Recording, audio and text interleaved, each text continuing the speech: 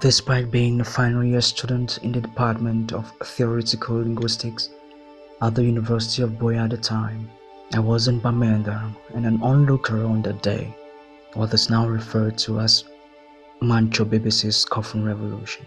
Teachers were on strike, and in the absence of classes I traveled to Bamenda to visit friends. The next day I would go out for my visits, unaware of what I would get caught up in.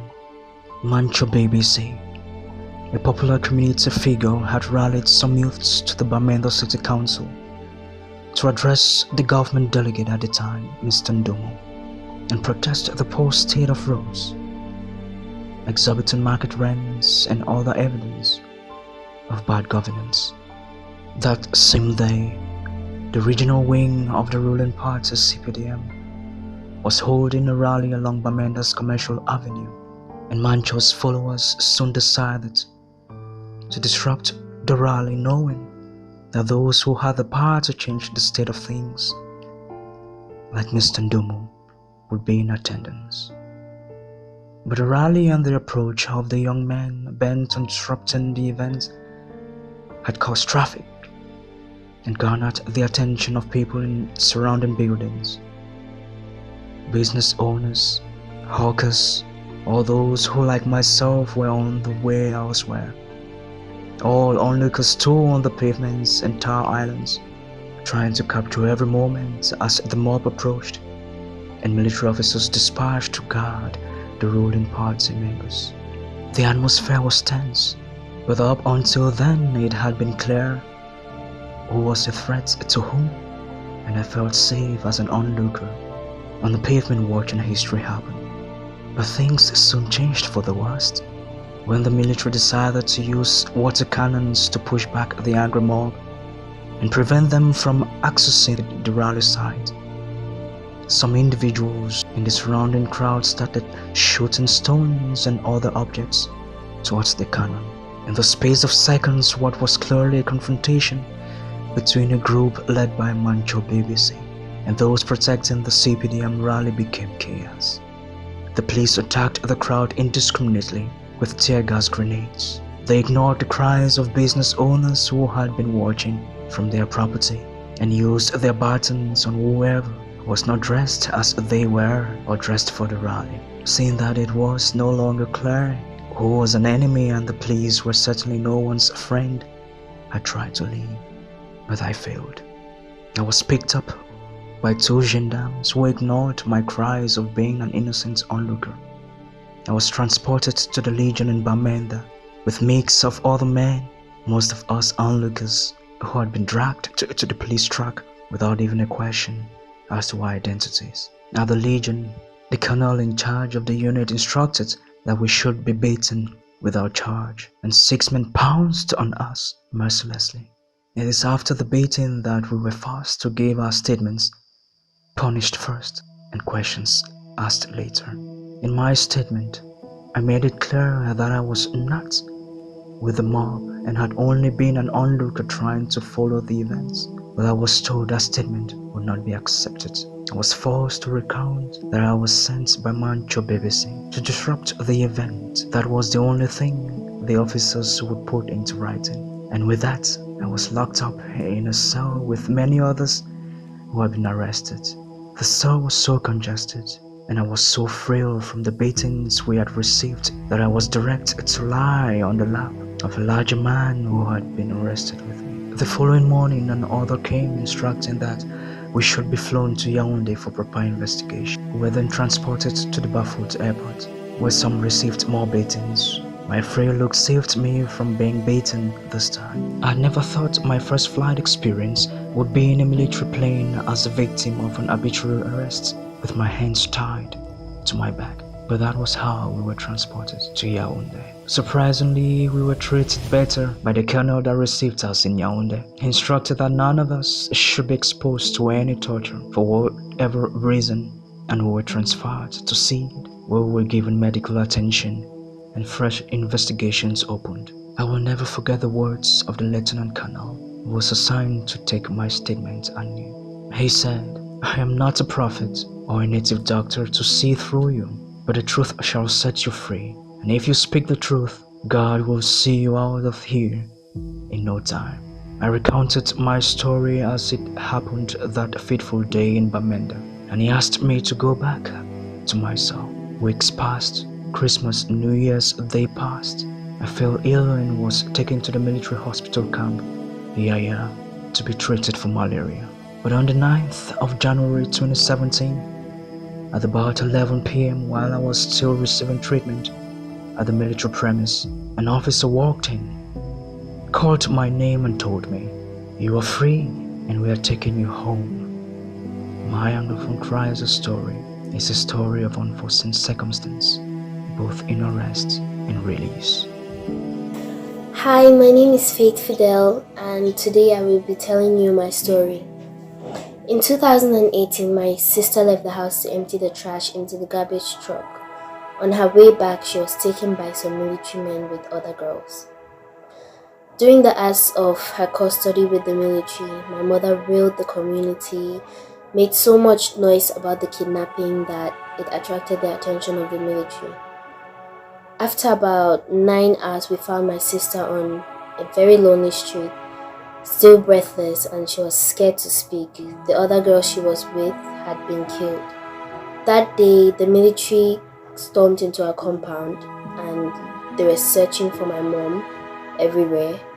They went to our previous building, our previous apartment, because we moved to the apartment downstairs, and they were asking for my mom. They went door to door asking for her. We couldn't open the door and watch them. We had to look through the window. But after a while, they left the compound. That night, our neighbors advised that we had to leave town because we weren't safe there. So everything my mother worked for, we had to leave behind. Her driving school, which was her side job from teaching, her car, we left behind as we went to Douala. We later found out that all of those things had been burnt as we left, so there was no chance of getting them back. We ended up transferring to Douala overnight. We could only find a 1-bedroom apartment which was uncompleted, but we later found out that our belongings, which were still in Bamenda, had been stolen, which meant we had nothing to start a new life with. While in Douala, my mom suffered from a partial stroke. Had more bad news, finding out that my brother had been shot. My brother, who was studying at the University of Boya, was shot, arrested, and accused of being a separatist. My brother studied at the St. Joseph's College in Sase, was an excellent student, excellent grades, passed his advanced levels with 5 papers, and now he's in prison with a fate that is unsure. Knowing we could not take care of my mother, she was a patient in an apartment which had parts of the wall falling from time to time. We had to move in with my cousin. My name is Dibenja. Although this crisis started over 4 years ago, it was like a dream to many of us. Unreal. I don't think I understood the seriousness of it until April 2020. In April 2020, my entire village was brought to its knees. Half of my village, Bokoso, was set ablaze by unidentified gunmen who claimed the village was a military hideout. Years of toil by families ruined in the blink of an eye. Our houses, memories of my childhood, the labor of my parents, all gone down in a split second. I was in Boya when it all happened, but my parents and siblings were in the village. During this operation, a group of villagers were kidnapped, and my mom, unfortunately, was one of them. When I got the call, I felt like the head collapsed beneath my feet. I had read and seen stories of victims of kidnap, the violence and brutality that had befallen them, and I couldn't imagine my mother going through that kind of treatment, especially after losing everything in the fire. My dad, who had been working on the farm, only returned to an empty piece of land with a wife in captivity. When the men finally made contact on phone, they were asking for a ransom for her to be released. That right there was the first time in my life I had a billion thoughts in my head. I mean about all possibilities of getting money. They were asking, After days of negotiation and bargaining, a ransom was paid and my mom released. It was like life was renewed in me and the family, despite having lost everything else. She relocated to Limbe as an IDP, but my dad stayed in the village because farming is our only source of income. He was ready to continuously bear the risk to make sure he can still make a living for his family. It is a courage and resilience that I can't qualify properly. But my story didn't just end there. A few months ago, before the start of the last session of the GCE, my kid sister was taken away by gunmen on her way from school. When they tried to run away with her, she went unconscious and they abandoned her and ran away. She got rescued by a good Samaritan who revived her. This is my Anglophone crisis story so far. The crisis forces us to sleep with one eye open, always looking over your shoulders, fearing for the worst. If you have ever known peace, valued peace, then you know how crippling the crisis has been. Living in a nightmare, wondering what happens next. I enrolled in the Faculty of Health Sciences, University of Boya, in October 2016, and the turmoil started a few weeks later. By January 2017, it was a hot mess. I felt like an accomplice to the crisis. Considering that I am an Anglophone Cameroonian, I was torn between supporting the Anglophones for the crisis or being against it and being called a traitor. My thoughts were always conflicted, and I found it impossible to express my stand on the issue. Being an FHS student meant I was always around French-speaking people, some of whom are my friends. But no matter how nice they were to me, I was always uncomfortable when the topic of the Anglophone crisis came up. There was some unseen pressure to pick a side, and my decision depended on if I was in the presence of Anglophones or Francophones. Some of them used to say that my brothers are causing instability in the country, forcing kids out of classrooms and committing atrocities in the name of fighting for freedom. I know they meant no harm, but I always felt a pang of guilt. I was tormented by the fact that I'm a gender-based violence activist. Yet, I share roots with humans who are behind beatings, destruction, and killings. It became worse when we could not apply for internships or funding from international bodies because the Anglophone crisis put Cameroon on the list of countries that have no respect for human rights with a civil war on the way. The hospital wasn't any better. Doctors and nurses alike would throw snide remarks now and then whenever students couldn't come to the hospital on ghost town days during their internship. It was almost like we were getting blamed for something we had no part in causing in the first place. Living and schooling in the Anglophone region during this crisis has made me doubt my values and question what I stand for. Am I truly the outspoken activist who is against all form of violence? Or am I a coward who won't say a word because my Anglophone brothers are seemingly fighting for freedom and equity? Am I biased in my thoughts of who is wrong and who is right because of my training and experiences? Is it okay to be neutral, or should I pick a side and watch the drama unfold? Do I genuinely seek peace because it is right, or is it because I am scared I may lose someone I love?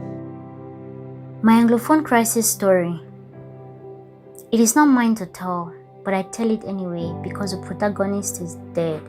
On the 1st of October 2017, what was supposed to be a peaceful march on the streets of my form Queen Bamenda by those calling for cessation ended up claiming the life of my uncle, a man I loved so dearly, a kind and cheerful man, but also a poor and disabled man who could not run fast enough when the violence broke out between the protesters carrying leaves to symbolize freedom, chanting songs as they celebrated their independence, and the armed forces. Reluctantly dragging his crutches, my uncle had been trying to escape the gunshots he could hear just outside his home from the march and counterattack. He took his life savings and stepped out thinking to find a better place to hide, but soon found his death. We were told he was robbed, brutally beaten, and shot to death. His body was bundled and dumped in front of the Bamenda Regional Hospital like a worthless piece of cloth. What I wish people understood is that whenever things are bad, those who are disabled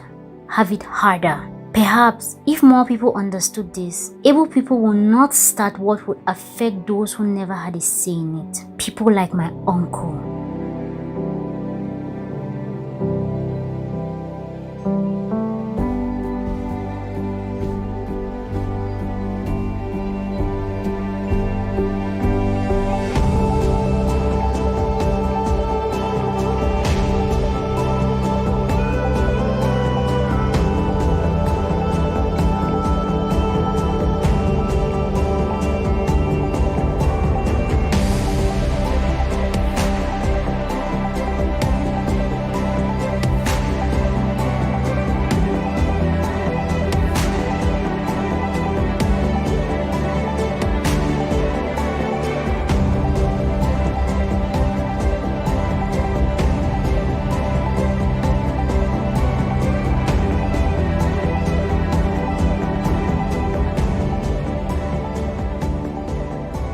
Soaked in pain, drowned in blood, drenched in fear and caged by death, our hearts hang on hope, the belief in a smile to come. Like a joke, it started, each day breaking with us thinking it's the last, hoping the solution is drawing nearer. But each day, peace went farther, leaving us crying like chicks without a mother. Know you about Pinyi, know you about Minka, know you about Gabu, or I tell you about Kumba. And all other days we couldn't sleep.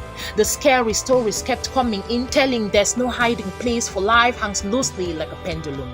From afar, you would see how fast the value of life fades away. Every day breaking with bodies on the streets and frightening atrocities. Is it 40, 38, 29, 50? We sure have lost count, but we sure know about the mass graves and fruits of our wombs gone into flames. Yet hope dwells here. In the way hearts beat daily, running to jobs and planning for tomorrow no one is sure of. Hope is in the love we share, even in pain we still offer a shoulder for a brother. In the hearts that ran away from home yet held their pieces and said it is never over until it is indeed over. See them giving their all for a new start. That's a glimpse of hope in this darkened corner. Hope doesn't say all is well. Neither does it mean the turmoil is over. Hope doesn't reverse the evil, no patch back pieces of our broken hearts, but it holds us up for yet another try as we pray for lasting peace and for all fighting cease. Hope is in the day we will walk down the street freely, fearing not he who watches. It is the day the quacking of the birds will not be a sign they are coming, but a song of joy telling us to wake up and bask in this morning glory. It is us not fearing our houses being turned ashes. Hope is the day a child will know no prejudice.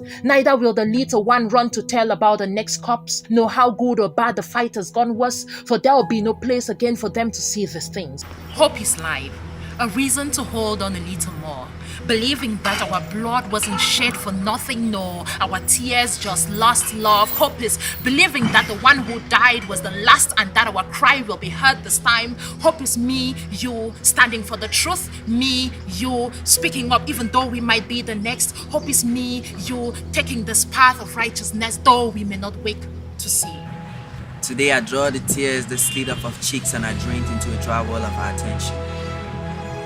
You cannot see them though they have their smell all over our eyes. You cannot hear them because they speak a dialect of pain and suffering, something foreign to our ears. Today I draw the screams that echo endlessly, never finding a compassionate heart to reflect on. Today I draw a child whose smile is decayed from the friendship of war that sleeps underneath their skin and seeps into dreams and bloodstreams. They place the weight of peace on my shoulders. My heart longs for the day when we all realize that regardless of who we are, where we're from, or what we believe, we are each unique ripples of the same ocean.